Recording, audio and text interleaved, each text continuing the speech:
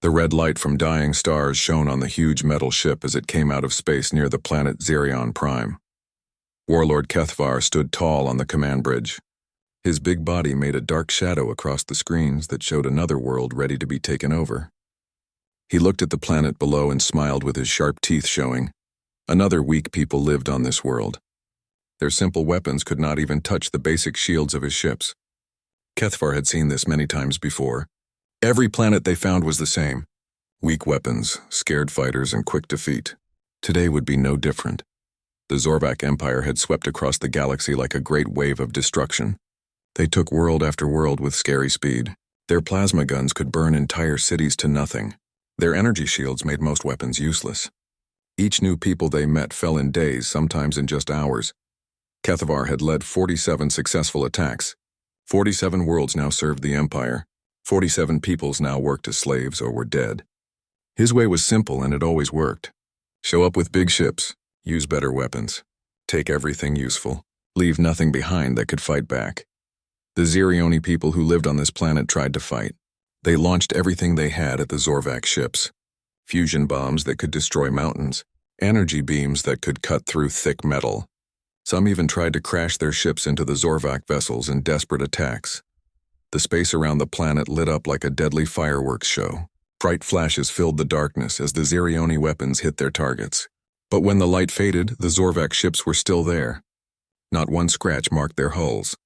Their shields had absorbed all the energy and turned it into power for their own weapons. Sub-Commander Vextar looked up from his station. His voice was calm as he reported the expected news. The planetary defense grid was gone. The space stations were destroyed. The fighter squadrons were scattered or dead.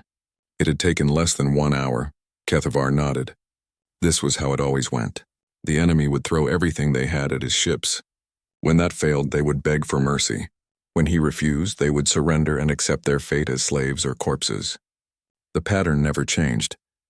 He walked to the big screen that showed the conquered planet below. Cities burned where his plasma cannons had struck. The pretty blue and green world was now marked with black scars that would last for years. This was the price of resistance to the Zorvak Empire. The warlord turned to study the star map on another screen. Dozens of red dots showed worlds already under Zorvak control. Yellow dots marked planets currently being attacked. Green dots showed future targets. His eyes stopped on a small group of systems near the edge of known space. "What do we know about this area?" he asked. Vextar touched some buttons and brought up information about the distant systems. Early scans showed a young species that called themselves humans. They had spread across several star systems but showed no signs of advanced weapons technology. The report said they used normal energy weapons like most primitive peoples. Their ships moved with simple atomic engines. They had no plasma technology, no energy shields, no space-bending weapons. They were exactly like every other weak species the Empire had crushed. Kethvar looked at pictures of human ships and cities. They built with metal and stone like ancient peoples. Their largest ships were tiny compared to Zorvak dreadnoughts. Their weapons were based on old fusion technology that could barely damage civilian Zorvak vessels. "Perfect," the warlord said. "These humans would be even easier than the Xerioni. At least the Xerioni had energy shields, even if they were weak ones. The humans seemed to have nothing but basic armor plating and simple weapons." Vextar agreed. The humans controlled several systems, which meant they had spread their forces thin. They would not be able to concentrate their defenses. The Empire could take their worlds one by one without facing any real resistance. "Set course for human space," Kethvar ordered. The massive fleet began to move. Hundreds of ships prepared for another easy conquest. The warlord felt the familiar satisfaction of certain victory. Soon, humanity would learn what all the others had learned. The Zorvak Empire was unstoppable. Their technology was superior. Their tactics were proven. Their will was absolute. No force in the galaxy had ever managed to resist them for more than a few days. Most fell in hours. As the fleet jumped to hyperspace, Kethvar stood on his bridge and thought about the easy victories to come. He imagined human cities burning under plasma fire. He pictured their primitive ships being cut apart by energy beams. He saw their leaders begging for mercy that would never come. The warlord had conquered 47 worlds. Soon it would be 50. Then 60. Then 100. The galaxy would belong to the Zorvak Empire. and every living thing would serve or die. None of the Zorvak commanders could imagine that their next target would be different. They had grown used to victory. They expected to see terror in enemy eyes. They waited for the quick surrender that always came after they arrived.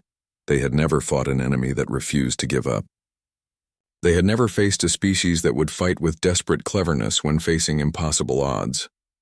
They had never met people who would use any trick, any weapon, any sacrifice to protect their homes. The Zorvak Empire was about to learn that some species would rather die fighting than live as slaves. They were about to discover that superior technology meant nothing if the enemy refused to follow the rules of war. They were about to meet humanity, and nothing would ever be the same again. Admiral Jake Morrison stood by the big window on the UHS Defiance and watched workers build a new defense platform around Mars.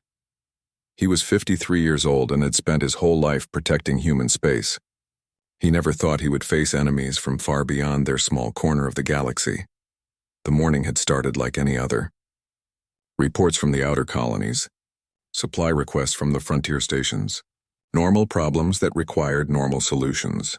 Morrison had been reading about mining disputes on Titan when everything changed.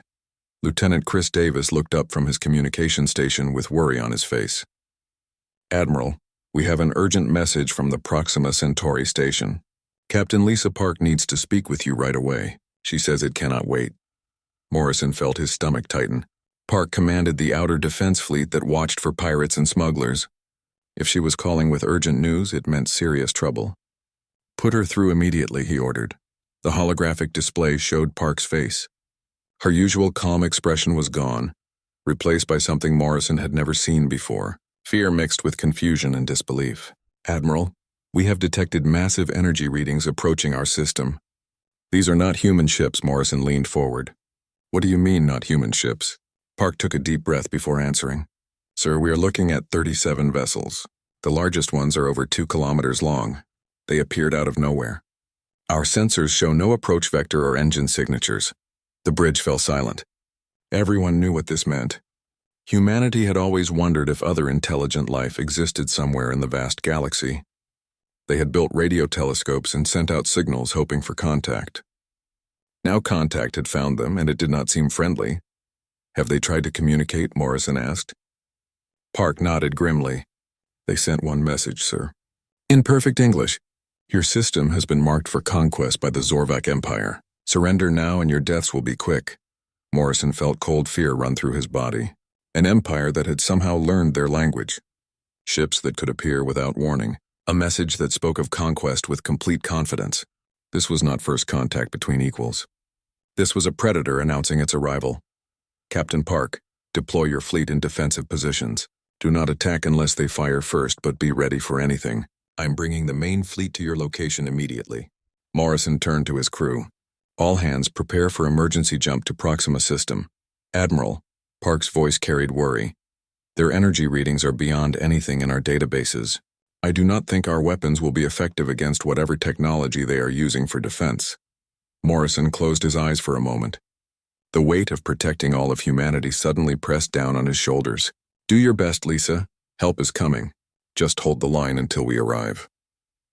As the communication ended, Morrison looked around his bridge. Young faces stared back at him, waiting for orders. These people had trained for battles with pirates and corporate militias. They had never prepared for war against an alien empire. Commander Ryan Blake looked up from his engineering station.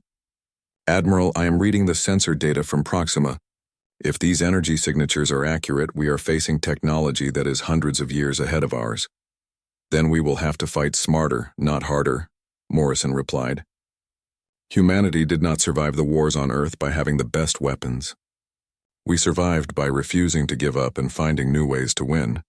The first battle happened 6 hours later. Park's fleet met the alien ships as they entered human space. She ordered her captains to launch everything they had. Nuclear missiles that could destroy cities, plasma cannons that could cut through asteroids, rail guns that fired projectiles at incredible speeds. The weapons struck the alien ships and simply disappeared. Some kind of energy field around each vessel absorbed the attacks like they were nothing. The missiles vanished in flashes of light. The plasma beams bent around the ships. The railgun projectiles seemed to hit an invisible wall. The alien response was terrible.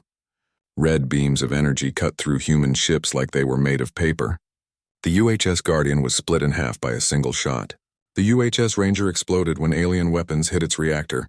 In 15 minutes, Park lost half her fleet. All ships fall back to the asteroid belt, Park ordered over the radio. Her voice stayed calm even as she watched her people die around her. Use the rocks for cover and regroup. We need to find a weakness in their defenses. Morrison's main fleet arrived to find the survivors scattered among the asteroids like wounded animals hiding from predators. The alien ships moved with perfect coordination, hunting down the remaining human vessels with methodical precision. Morrison watched the enemy ships on his tactical display. They were larger than anything humanity had ever built. Their weapons were more powerful than anything in human arsenals. Their defenses seemed impossible to penetrate. By every measure, this was a hopeless fight. But as Morrison studied the alien formation, he began to notice something important. They fought with perfect coordination, but that coordination followed predictable patterns. They moved like they had never faced real resistance, like they expected easy victory. "Admiral, what are your orders?" asked Captain Wells from the frigate squadron. Her ship had taken damage from alien weapons, but she was still ready to fight. Morrison looked at the display showing his battered fleet. 40 ships against 37 alien vessels. Primitive weapons against advanced technology. Desperate humans against confident conquerors. The odds were impossible, but that had never stopped humanity before. "All ships, this is Admiral Morrison. We cannot match their technology or their firepower. But we have something they do not expect. We have the human ability to adapt, to improvise, and to never surrender. We are going to show them that conquering humanity is not as easy as they think." The battle for humanity's survival had begun. The aliens had superior ships and weapons, but they had never faced an enemy that would use every trick, every advantage, and every desperate strategy to protect their homes. They were about to learn that technology alone did not guarantee victory. 3 weeks after the terrible defeat at Proxima, the broken pieces of humanity's defense fleet hid in the asteroid fields of the Tau Ceti system. Admiral Morrison had moved his command center inside a hollowed-out asteroid that was big enough to hold 50 ships. Thick metal ore in the rock walls kept them hidden from alien sensors. Morrison stood before a holographic display that showed red and blue dots scattered across the star map. The red dots marked where the Zorvak ships were located. They had taken 4 human colonies and were stealing everything valuable from those worlds. The blue dots showed what was left of human forces, and there were far too few of them. Captain Lisa Park sat at the strategy table with her arm in a medical brace from the Proxima battle. Her ship had survived, but barely. "We cannot win a normal war against them," she said bluntly. "Their shields absorb our energy weapons, and their armor is too thick for our bullets. Every battle costs us ships we cannot replace." Commander Ryan Blake nodded as he looked at data from their fights with the aliens. "I have been studying the sensor readings from every battle. Their technology works by controlling energy. They can absorb it, redirect it, and make it stronger. But that might also be how we can beat them." Morrison leaned forward with interest. "Explain what you mean, Ryan." Blake pulled up technical diagrams on his portable screen. "Their shields work by absorbing energy attacks and using that power for their weapons and engines. But what if we hit them with more energy than they can handle at once?" Dr. Amy Chen looked up from her workstation, where she had been studying broken pieces of alien technology from the battlefield. "Ryan is right about how their systems work. I have been taking apart their shield generators. They have safety systems to prevent overload, but those same safety systems make them predictable." Chen pointed to a complex diagram showing energy flow patterns. "When they absorb too much power at once, they automatically spread that energy through their entire ship network.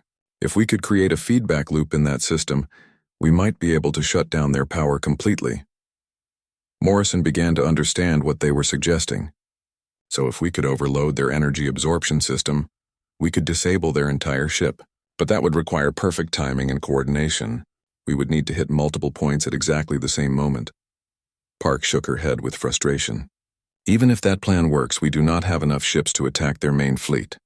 They outnumber us 10 to 1, and their individual ships are much larger than ours." Morrison smiled for the first time in weeks. "Then we do not fight them ship to ship like a normal battle. We fight them the human way. We use tricks, deception, and a willingness to take risks that would make any smart species run away." Over the next week, Morrison's plan took shape in the hidden asteroid base. Instead of gathering their remaining forces for a hopeless direct attack, they would split into small, fast-moving groups. Each team would target alien supply lines, communication systems, and isolated patrol ships. The Admiral called together all his squadron leaders for a final briefing. The Zorvacs have conquered 47 star systems using the same method every time. They show up with overwhelming force, destroy any resistance, then systematically take over. They are used to enemies that fight by normal military rules. Morrison pointed to the tactical display showing alien patrol routes and supply schedules. We are going to give them something they have never seen before. Hit-and-run attacks. Guerrilla warfare among the stars. We will make them afraid to travel alone. Captain Sarah Wells commanded the fastest ships in the fleet. Admiral, what is our main goal here? We cannot free the captured colonies with small attacks like this. Our goal is to make them think twice about staying in human space. Morrison replied. Every supply ship we destroy, every patrol we ambush, every communication relay we sabotage adds up. We are going to prove that holding human territory costs more than it is worth. Blake showed them the technical modifications they had made to human weapons. We have changed our energy weapons to fire at specific frequencies that interfere with their shield systems. It will not penetrate their defenses directly, but it will cause problems they can exploit. Chen held up small devices that looked like modified sensor probes. I have also built these sensor ghosts. They will make our ships appear on their screens as space rocks or debris until we get close enough to attack. Morrison looked around the room at the faces of humanity's defenders. They were outnumbered, outgunned, and facing an enemy with technology they barely understood. But they had something the Zorvac Empire had never encountered before: the stubborn human refusal to accept defeat. We launched the first raids in 72 hours, Morrison announced. Remember, we are not trying to match their strength. We are trying to show them that humans are too dangerous to conquer easily. We are going to make them fear the darkness of space. The plan was risky and desperate, but it was their only chance. The aliens expected conventional warfare between organized fleets. They were prepared to crush any direct resistance with superior firepower. They were not prepared for an enemy that would strike from shadows and disappear before they could respond. As the human squadrons prepared for their first guerrilla attacks, Morrison stood alone in the command center looking at the star map. Somewhere out there, the Zorvac commanders were probably planning their next easy conquest. They thought humanity was beaten after one major battle. They were about to learn that humans had been fighting impossible odds for thousands of years. They were about to discover that superior technology meant nothing if the enemy refused to fight fair. They were about to face the full fury of a species that would rather die fighting than live as slaves. The real war for humanity's freedom was about to begin, and it would be fought by human rules, not alien ones. Warlord Kethvar stared at the tactical display with growing anger and confusion. What should have been a simple conquest was turning into something that had never happened before in Zorvac military history. Red warning lights flashed across the screen, each one showing another supply convoy destroyed, another patrol that had failed to report back to base. Give me a full report, he growled to Subcommander Vextar. His deep voice carried the frustration of a warrior who had never faced real resistance before. 7 more attacks in the past day cycle, sir. The humans are using small, fast ships that appear on our sensors as space debris until they open fire. They strike our supply lines, destroy what they can, and disappear before our response forces can reach them.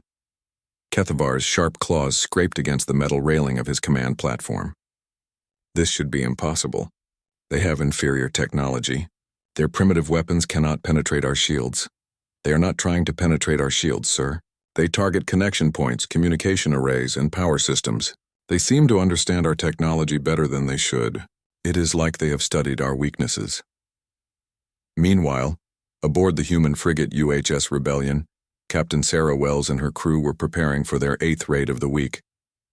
The small ship was packed with jury-rigged equipment and modified weapon systems that showed human cleverness under pressure. Target acquired, reported Ensign Mike Turner from the sensor station. Zorvac transport convoy, 3 cargo ships plus 2 escort vessels. They are following the standard approach route to the Vega colony. Wells studied the tactical display with experienced eyes. The Zorvacs were predictable in their movements. They always used the same formations, the same approach routes, the same defensive patterns. It was like they had never needed to change their strategies because no enemy had ever lasted long enough to force them to adapt. Weapons. Prepare the harmonic disruptors. Navigation. Take us in using the debris field for cover. Remember, we hit hard and fast, then disappear before they know what happened. The attack came without warning from the asteroid field. The rebellion emerged like a predator striking from ambush, its modified weapons sending cascading waves of energy into the convoy's lead transport. The Zorvak shields absorbed the energy as they were designed to do, but the specific frequencies caused vibration patterns that overloaded their power distribution network. The transport went dark as its engines failed and the harmonic overload spread through its systems like a virus. Before the escort ships could respond, the rebellion had vanished back into the asteroid field, leaving behind only sensor echoes and a disabled vessel drifting helplessly in space. Similar scenes played out across human space every day. Commander Blake led a squadron of modified fighters that used gravitational slingshots around planets to achieve speeds that made them nearly impossible to track. Dr. Chen's sensor ghosts allowed human ships to appear as innocent merchant vessels until they revealed their true nature with devastating surprise attacks. The psychological effect on the Zorvak forces was becoming clear to their commanders. They had conquered dozens of civilizations that fought with predictable military methods. The humans fought like no enemy they had ever encountered, striking from unexpected directions, using their environment as a weapon, turning the Zorvak's own technology against them. "Sir," Vexter reported during another tense briefing, "our patrol captains are requesting additional escort vessels for their missions. Morale among the fleet crews is declining. The warriors are beginning to fear these human attacks." Kethavar's rage was barely contained within his massive frame. The concept of fear was completely alien to Zorvak military doctrine. They were the conquerors, the technologically superior force that had crushed every resistance they had ever faced. Yet somehow these primitive humans were making his elite warriors nervous. Double the escort patrols for all supply runs. Randomize the convoy routes so the humans cannot predict our movements. These insects cannot continue to evade us indefinitely. But the humans adapted faster than the Zorvaks could counter their tactics. When patrols were doubled, the humans switched to targeting communication relays, cutting off Zorvak forces from their command structure and leaving them isolated and confused.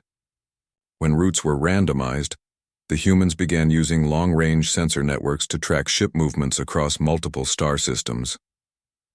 Admiral Morrison received daily reports from his scattered fleet, each one bringing new evidence that their desperate strategy was actually working. "The Zorvaks are starting to consolidate their forces," he told his staff during a secure communication meeting. "They are pulling back from advanced positions to protect their supply lines." Captain Park nodded from her position near the edge of Zorvak-controlled space. "I am seeing the same behavior pattern. They are becoming more cautious, more defensive in their operations. This is the first time we have seen them react to enemy tactics, rather than simply overwhelming any resistance with superior firepower." Commander Blake had been monitoring intercepted Zorvak communications using captured equipment. "Admiral, I am picking up increased radio chatter about resource shortages and extended operational timetables. I think we are actually slowing down their conquest schedule significantly." Morrison allowed himself a moment of satisfaction as he looked at the strategic display. They were not winning in the traditional sense of the word. They could not recapture lost colonies or destroy the main Zorvak battle fleet, but they were proving something far more important to both sides of this conflict. They were proving that humanity would not go quietly into slavery or extinction. Every successful raid, every disabled enemy ship, every communication relay destroyed sent the same message to the Zorvak Empire. Conquering human space would cost far more than they had ever paid before. "Phase 2 of our resistance begins tomorrow," Morrison announced to his commanders. "We have shown them we can hurt their operations and disrupt their supply lines. Now we show them we can threaten their command structure directly. It is time to take this fight to their leadership." The war was turning from a one-sided massacre into something the Zorvak Empire had never experienced before. A real fight against an enemy that refused to surrender, refused to follow conventional military rules, and refused to accept that superior technology guaranteed victory. The humans were teaching the galaxy a lesson that would echo through the stars for generations to come. The final battle began not with massive fleets firing at each other across space. but with a single modified cargo ship, drifting silently toward the Zorvak Command Dreadnought. The UHS Trojan Horse, as Commander Blake had nicknamed it, appeared on all alien sensors as a disabled human vessel, exactly the kind of prize that would appeal to Zorvak intelligence-gathering operations. Hidden within the ship's cargo bay, Admiral Morrison and a hand-picked team of specialists waited as the massive alien vessel drew them into its hangar with tractor beams. They had studied Zorvak ship designs for months, learning from captured wreckage and intercepted technical data. They knew exactly where to strike to cause maximum damage. "Remember," Morrison whispered into his communication unit as they prepared to leave their hiding place. "We have exactly 18 minutes before the main fleet arrives at this location. Disable their command systems and get out before they realize what is happening." Dr. Amy Chen activated her custom virus program on a portable computer. The piece of code was designed to exploit the integrated nature of Zorvak technology. "Uploading now," she reported quietly. "Their systems are so interconnected that this should spread through their entire command network like a disease." As the virus began its destructive work, Captain Park's fleet emerged from hyperspace at the edge of the star system. But this was not the desperate, outgunned force that had fled from Proxima months earlier. These ships carried the hard-learned lessons from countless hit-and-run attacks, armed with weapons specifically designed to exploit every Zorvak weakness they had discovered. "All ships, execute Valkyrie Protocol," Park commanded over the fleet communication network. "Target their command vessel with everything we have learned. Everything we have sacrificed, everything we have fought for comes down to the next 20 minutes." The human fleet did not charge the Zorvak formation like traditional space combat doctrine would require. Instead, they scattered into dozens of different approach vectors, using gravitational assist from nearby planets and asteroids to achieve attack angles that should have been impossible. Each ship carried Chen's harmonic disruptors, Blake's sensor ghosts, and Morrison's tactical innovations. Warlord Kethvar watched the approaching human forces on his tactical display with a mixture of frustration and grudging respect. These creatures had proven more resourceful than any enemy he had faced in 47 conquests, but they were still technologically inferior. All ships maintained defensive formation. Prepare to demonstrate why the Zorvak Empire remains unconquered.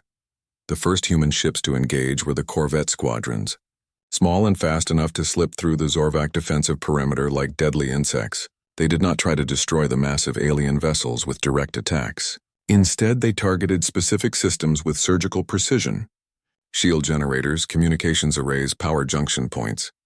As the battle intensified around the command ship, something unprecedented began to happen throughout the Zorvak fleet. Their vessels, with systems disrupted by harmonic attacks and their command structure compromised by Chen's spreading virus, started to lose the coordination that had made them unstoppable for decades. "Sir, we are losing contact with the outer battle formations," Vexstar reported from his station, his voice tight with disbelief. "The humans seem to know exactly where to strike to maximize system disruption across our entire fleet network." Kethvar felt something he had never experienced before in his long military career. Uncertainty crept into his mind like a cold poison. His empire's technological superiority meant nothing if they could not coordinate their attacks, could not communicate between ships, could not maintain the disciplined formations that had made them the terror of the galaxy. Aboard the Dreadnought, Morrison's infiltration team fought their way through alien corridors toward the main command center. The Zorvaks were individually powerful warriors with advanced personal weapons, but they fought with predictable patterns and rigid tactics. Human adaptability and desperate innovation proved more than equal to alien strength and superior technology. "Command center straight ahead," Blake reported as they rounded the final corner and saw their target. "Chen, how long until your virus completes the network takeover of their entire fleet?" 2 minutes for full system integration," she replied, her fingers flying over the portable interface device. "But I need direct access to their primary command console to finish the upload process." Morrison kicked open the armored door to reveal the vast command center where Kethvar stood surrounded by his tactical staff.